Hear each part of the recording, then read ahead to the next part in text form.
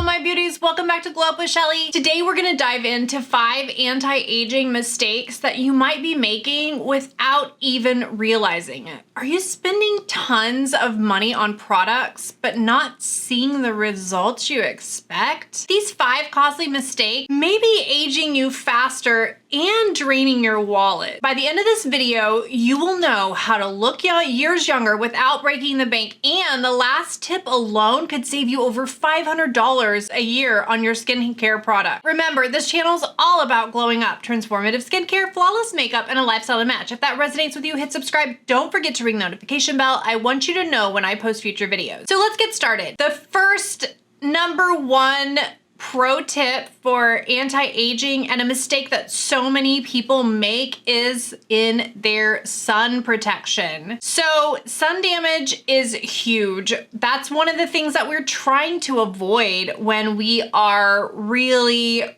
making a conscious effort to do our skincare. We're trying to stave off the signs of aging, but not wearing sunscreen or even just forgetting to reapply or skipping putting on protective clothing after a couple of hours when our sun protection has worn off is a major no-no. And it's one that I am guilty myself of committing almost on a daily basis.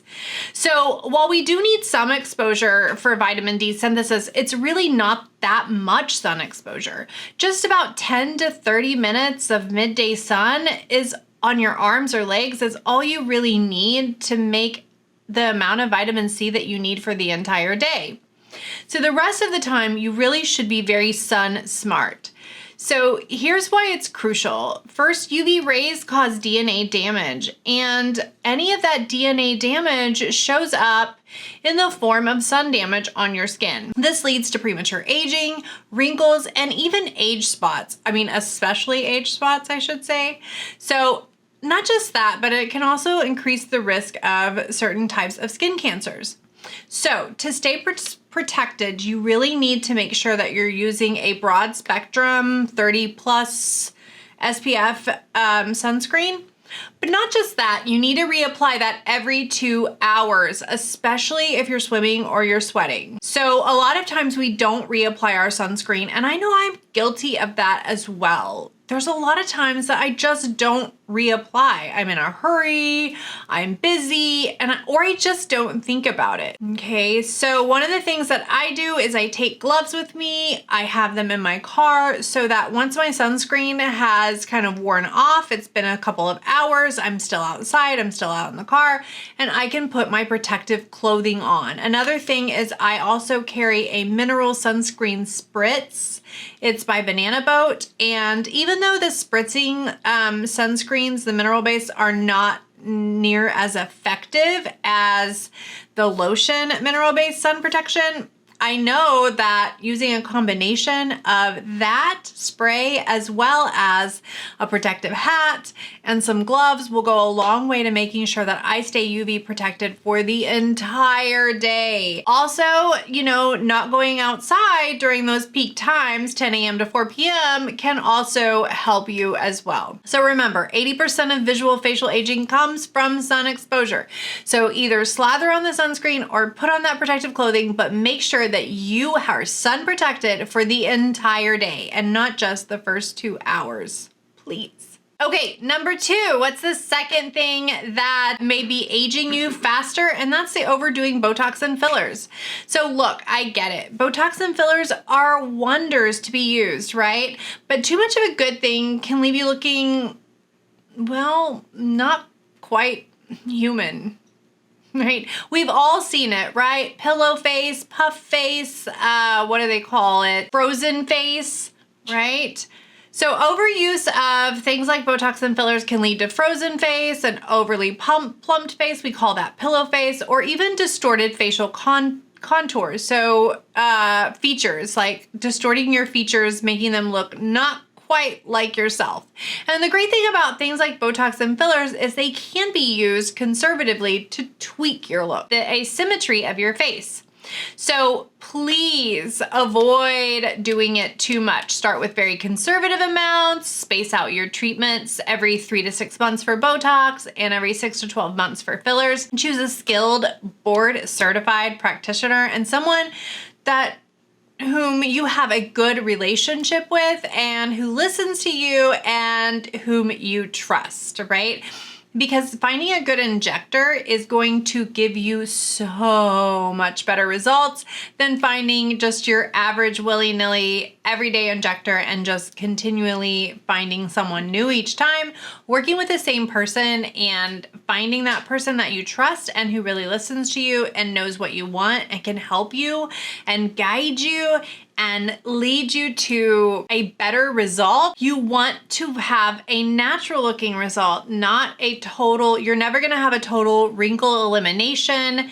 So understanding that and being able to talk through all that with someone is super important. So number 3 would be lifestyle landmines. You guys, there are so many lifestyle choices that can lead to our aging. And I'm gonna tell you the 3 most important ones, and that is sugars and processed foods. That's the first one. Excess sugar consumption leads to glycation, where the sugar molecules actually attach to proteins in your skin, and this creates advanced glycation end products. These are called AGE. They're literally, the acronym is AGE, advanced glycation end products. So we know that sugar ages us, and that can damage our collagen and elastin. In fact, it does damage our collagen and elastin and leads to premature aging. So cutting out excess sugar, only eating sugars that are associated with fruit, cutting out processed foods that are often high in carbohydrates, which break down into sugar in your body, are going to go a long way to help you get the most out of your skincare routine. Also, sedentary lifestyle, believe it or not, but lack of exercise reduces your blood flow, oxygen to your skin, it accelerates the aging process, and it affects your overall health, which does in turn affect your appearance, believe it or not. And then the last one is sleep deprivation. So poor sleep affects your body's ability to repair and regenerate. So it leads to increased cortisol levels. It can break down, and it can also break down your body's collagen. Some tricks to increase your Z's is to use magnesium oil on your palms or your underarms.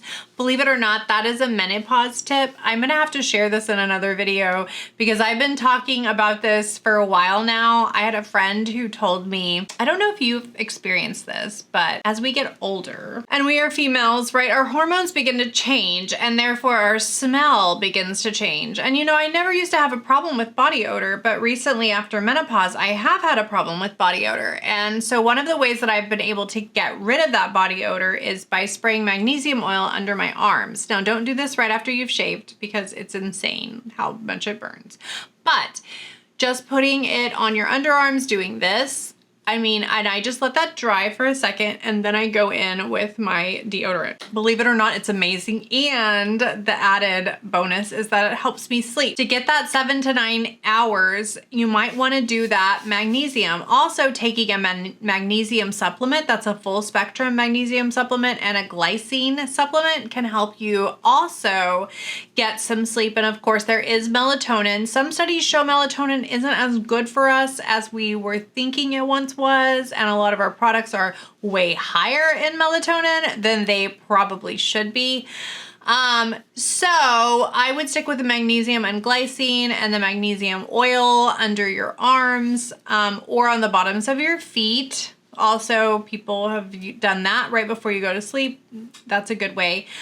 But remember, so the key takeaway from all of this is to really limit those sugars and processed foods, to aim for 150 minutes of moderate exercise per week, and to get 7 to 9 hours of quality sleep so that you can be refreshed and ready to go every single day. Okay, so what's the fourth thing that people do that could be problematic? And that is bad treatments. There are some not so great treatments out there, guys. And one of them, ones that I absolutely do not like for most anybody, especially for anti-aging, is RF microneedling. Oh, what is RF microneedling? Well, RF microneedling is radio frequency microneedling, and a lot of people love this, right? RF microneedling is often touted as an anti-aging miracle, but it doesn't come without some pretty serious risks.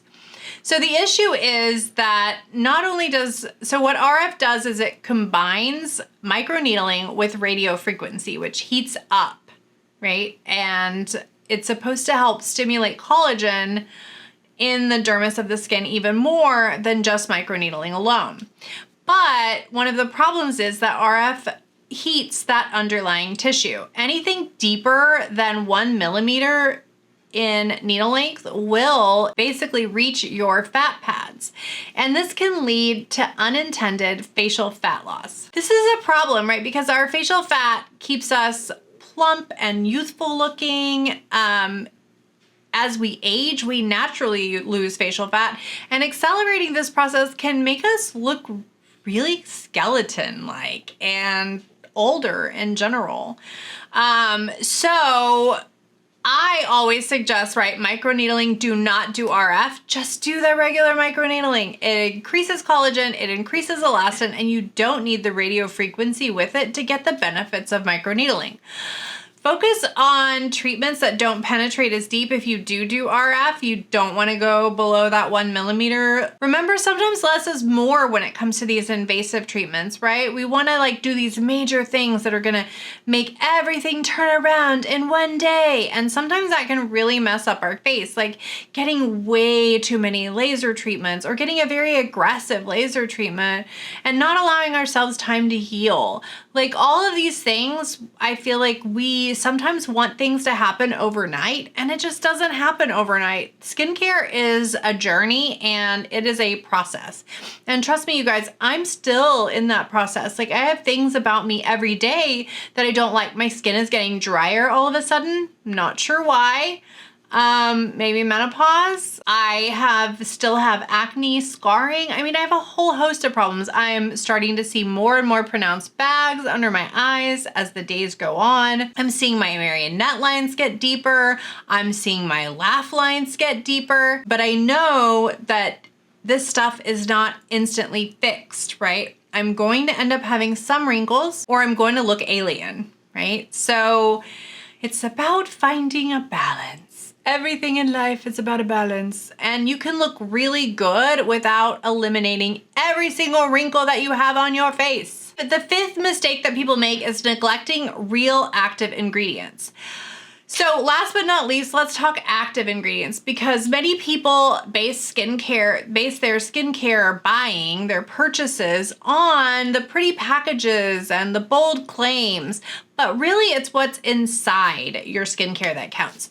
So you want to look for active ingredients, and you want to make sure that your skincare, you don't want to spend a lot of money on skincare, but you want to make sure that what you do spend is actually making a difference in your skin. Remember, vitamin C, find one that's trusted. It's got to be a certain pH. I have a whole video on vitamin C serums that are worth the money, worth the price tag, from $20 all the way up to $100. So you can find something that fits your price point. So retinoids like Retin A, they increase your cellular turnover and boost collagen production. If you're over the age of 35, you probably should be using some kind of retinoid. And there are some amazing retinoids, right? Tretinoin, Retin A is one of them. I think everybody should be using Retin A if you can. There's some people who just will never be able to, but for most people, you can use it. It just takes an adjustment period, and I really think it's such a beneficial product. It's the only thing that's been known to reverse skin aging, right? Reverse UV damage. That's remarkable because it's the only thing that we've seen that's been clinically studied, tested, tried. Every single time it does the same thing, it reduces UV damage, and that is big. Peptides help stimulate collagen production. The good peptides to have are things like matrixyl, but there's so many other peptides, so having really good formulated peptides some kind of peptide serum is going to be super beneficial for you. Peptides stimulate your collagen production, but it's a very long haul, right? It's not overnight. Niacinamide helps improve skin texture and tone. That's only if you struggle with texture and tone. If you struggle with hydration, you might want to go with a B5 or something along those lines, something with urea, with ceramides, that will help hold in moisture and give your skin more of the moisture that it needs. So you don't need a 10-step routine, right? Focus on 1 to 2 well-formulated serums and with these specific actives, and look for products that are backed by scientific research and not just marketing hype. There you have it, 5 anti-aging mistakes to avoid. Remember, aging is a natural process and there's beauty in every stage of life. These tips are about keeping your skin healthy and vibrant, but not fighting the losing battle against time. If you found this video helpful, don't forget to hit like, subscribe, and hit that notification bell. Until next time, stay beautiful inside and out, and I'll see you later on Glow Up with Shelly.